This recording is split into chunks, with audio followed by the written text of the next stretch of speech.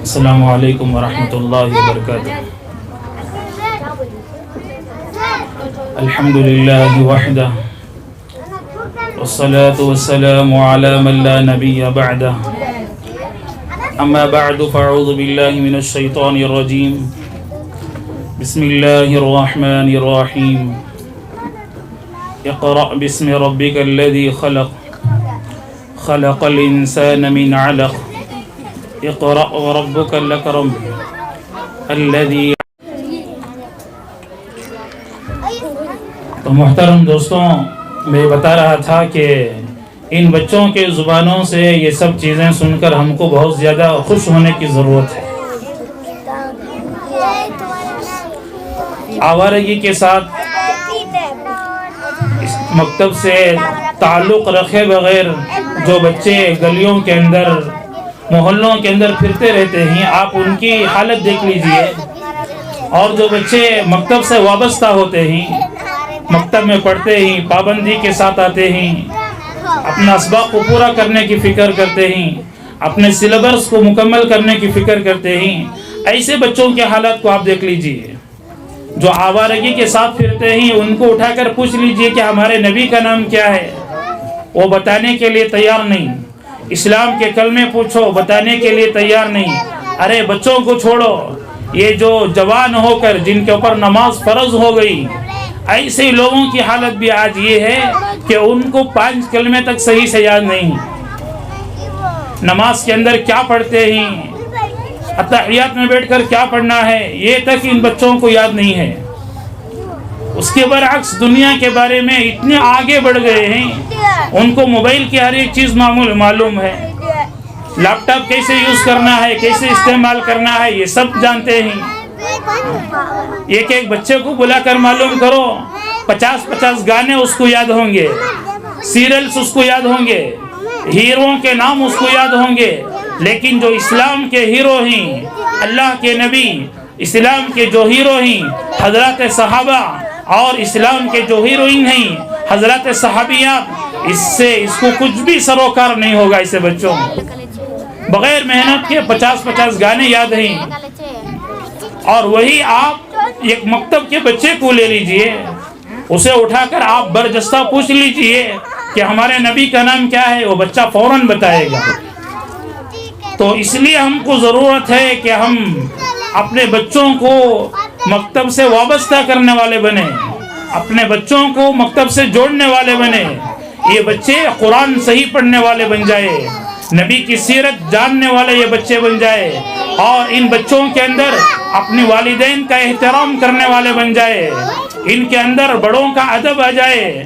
آج والدین اپنے بچوں کی وجہ سے پریشان ہو رہے ہیں. یہ بچے کیوں اتنے بڑے ہو گئے کہ اپنے والدین کو ستا رہے ہیں، والد کو گالیاں دے رہے ہیں، ان کی حقوق کو جانے بغیر والدین کی نافرمانی کر رہے ہیں، اور اپنے والدین کو گھروں سے باہر نکال رہے ہیں. کیوں ہوا؟ اس لیے کہ ان بچوں کو جس ماحول میں علم دین کی ضرورت تھی، ہم نے اس وقت میں ان کو علم دین نہیں دیا، جس کی وجہ سے یہ بچے بڑے ہو کر والدین کے نافرمان بن گئے. حتیٰ کہ آپ دیکھ لیجئے کہ اگر کسی کا جنازہ آتا ہے تو بعض بچے ایسے ہوتے ہیں کہ ان بچوں میں سے بہت سارے لوگوں کو والد کی نماز جنازہ کے اندر کیا پڑھنا ہے یہ تک ان بچوں کو یاد نہیں رہتا. کھڑے اور آزو بازو دیکھ کر اپنی نماز کو مکمل کیے، نماز ختم ہو گئی.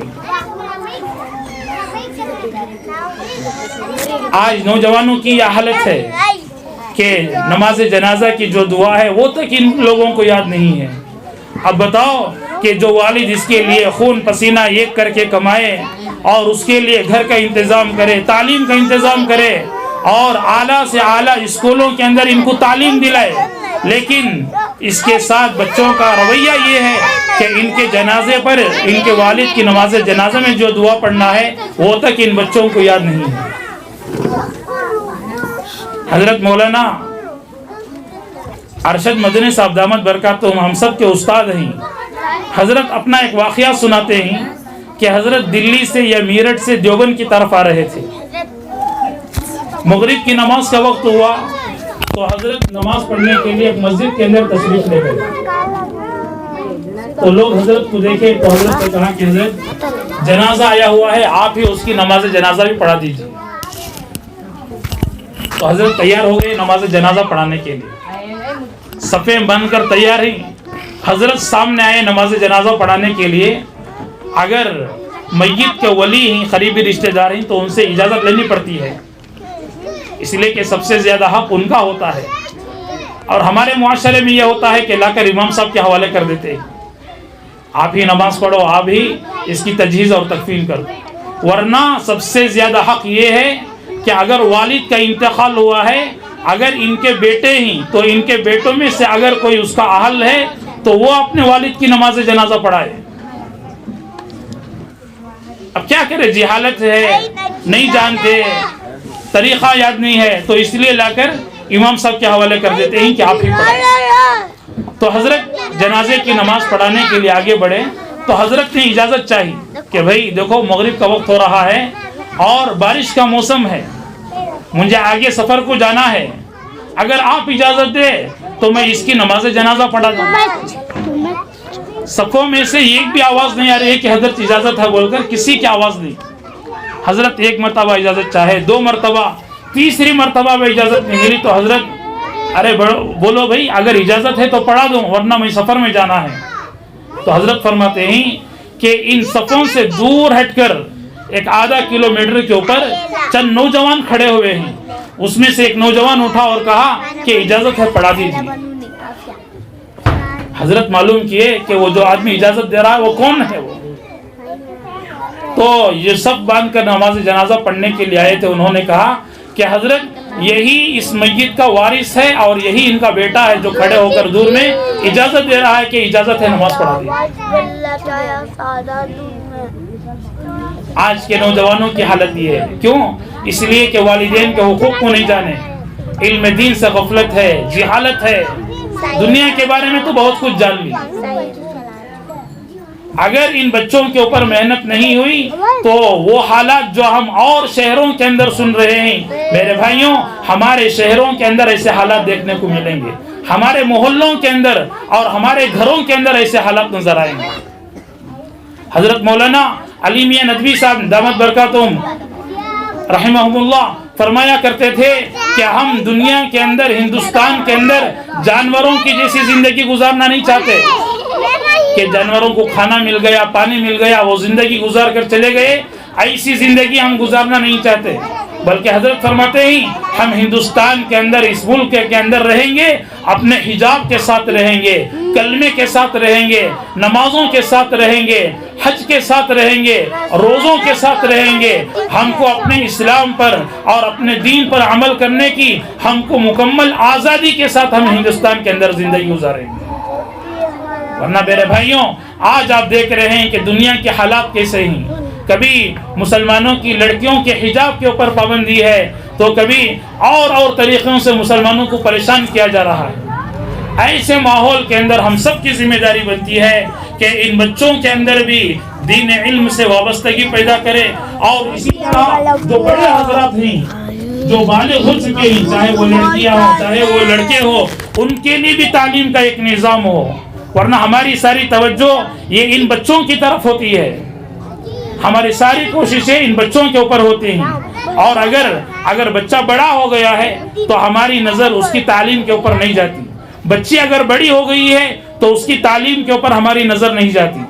वरना हदीस के अंदर अल्लाह के नबी अलैहिस्सलातु वस्सलाम ने फरमाया है कि कुल्लुकुम राइन व कुल्लुकुम मसऊलुन अन रइयतिही, कि तुम में का हर एक आदमी जिम्मेदार है। तुम्हारे मातहतों के बारे में कल क़यामत के दिन तुमसे सवाल किया जाएगा। अपने बच्चों की तुमने खाने की फिक्र की, इनके लिबास की तुमने फिक्र की, इनकी तालीम की तुमने फिक्र की। अगर ये बीमार होते थे तो तुम बेचैन हो जाया करते थे, तुमने इनके इलाज की फिक्र की, हर चीज़ की तुमने इनके बारे में फिक्र की। बताओ इनके दीन के बारे में और इनके इल्म के बारे में तुमने क्या फिक्र की? कल क़यामत के दिन हम में से हर एक से इसका सवाल किया जाएगा। औरतों के दीन की भी फिक्र ज़रूरी है, बच्चों के दीन की भी फिक्र करना हमें ज़रूरी है। वरना कल ये बच्चे جب ان کی جہالت کی وجہ سے ان کو عذاب دیا جائے گا تو یہ بچے اللہ سے کہیں گے انا اطعنا سادتنا وکبراءنا، یا اللہ ہم نے اپنے بڑوں کی اتباع کی ہے۔ گھر کے ماحول کو دیکھتے تھے کہ سارے ٹی وی دیکھ رہے، ہم اس ٹی وی دیکھنے کے لیے مشغول ہو گئے۔ دین سے بے فکری تھی تو ہم بھی دین سے بے فکر بن کر زندگی گزارتی، تو آ کر کہیں گے ربنا آتہم ضعفین من العذاب، یا اللہ اگر ہم کو ایک عذاب دیا جا رہا ہے، ہمارے سرپرستوں کو، ہمارے بڑوں کو ڈبل عذاب دے دیجئے، دگنا عذاب دے دیجئے، اس لیے کہ ہم نے اپنے بڑوں کو دیکھ کر زندگی گزارے ہیں۔ تو اس لیے میرے بھائیوں، ہم میں کا ہر ایک آدمی ذمہ دار ہے، اپنی اپنی ذمہ داری کے بارے میں کل قیامت کے دن اللہ تعالیٰ ہم سے سوال کریں گے۔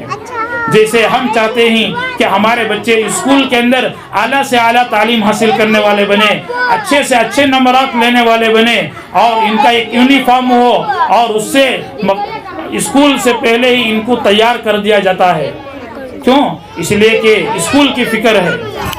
جیسے ہمیں دنیا کی علم کے بارے میں فکر کرتے ہیں، اسکولوں کی علم کے بارے میں ہم فکر کرتے ہیں، ان کے یونیفارم کے بارے میں اور ان کے پابندی کے بارے میں، اسی طرح ہمیں ضروری ہے کہ اسی طرح کا معاملہ ہم دینی علم سے، مکتب سے پہلے اپنے بچوں کو ہم تیار کریں، ان کے یونیفارم کی فکر کریں اور ان کی پابندی کے ساتھ بھیجنے کے واسطے ان کو فکر کریں۔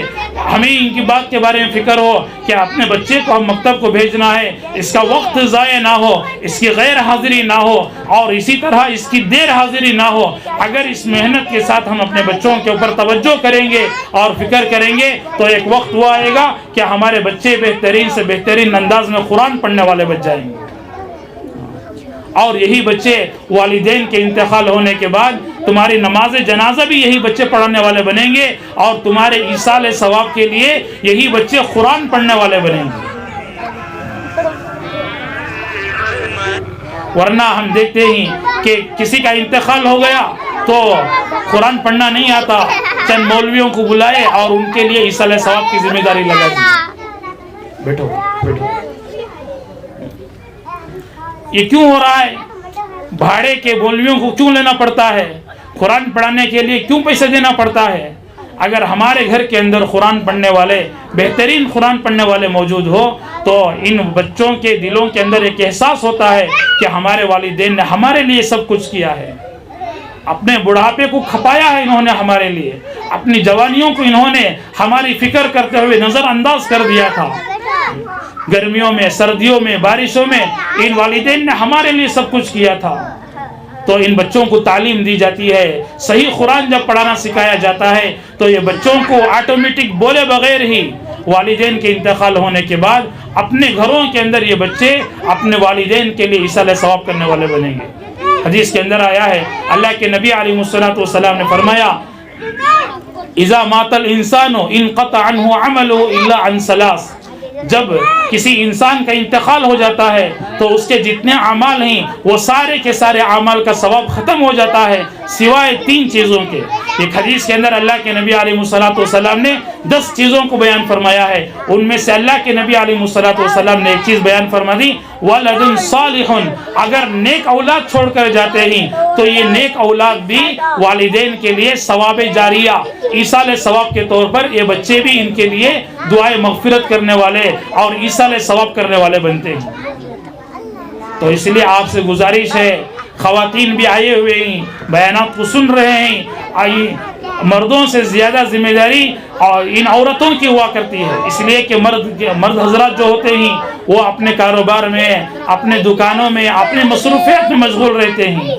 والدین میں سے مستورات کی ذمہ داری بنتی ہے کہ مکتب کے وقت سے پہلے اپنے بچوں کو تیار کرائے، ذہنی اعتبار سے بھی تیار کرائے، اور کرانے کے بعد پابندی سے اپنے بچوں کو مکتب کو روانہ کریں گے تو چند سالوں کے اندر یہ بچے بہت ہی اچھے انداز میں قرآن پڑھنے والے بنیں گے، نمازوں کو سیکھنے والے بنیں گے، والدین کا ادب احترام کرنے والے بنیں گے، بڑوں کا ادب کرنے والے، علماء کے ساتھ اچھا سلوک کرنے والے بنیں گے۔ ورنہ آج اسکولوں کی حالت یہ ہے کہ ان بچوں کو علم دین سے بیزارگی پیدا کرائی جا رہی ہے۔ سوریہ نمسکار کرنے پر ان بچوں کو مجبور کیا جا رہا ہے، علماء سے بدزنی، دین سے بیزارگی آج ان اسکولوں کے اندر پیدا کی جا رہی ہے۔ ایسے ماحول میں پہلی جتنی ہم محنت کرتے تھے ان بچوں کے بارے میں، پہلے ہم جتنی فکر کرتے تھے اس ماحول کے اندر، خصوصاً موجودہ حکومت کے اقتدار پر آنے کے بعد جتنی محنت فکر ہم پہلے کرتے تھے اس سے زیادہ فکر اور محنت اس کے اب کے بار کرنے کی ہم سب کو ضرورت ہے۔ ہمارے بچے اپنے زبانوں سے شرکیہ الفاظ نکالنے والے نہ بنے، کفریہ عقائد والے نہ بنے، ان بچوں کے عقائد بھی صحیح بن جائے۔ اس لیے ہم سب کو اپنے بچوں کے بارے میں اور اپنے بارے میں بھی دین کے علم کی اہمیت کو پیدا کرنے کی ضرورت ہے۔ میں انہی چند کلمات پر اپنی بات کو ختم کرتا ہوں۔ وآخر دعوانا الحمدللہ رب العالمین۔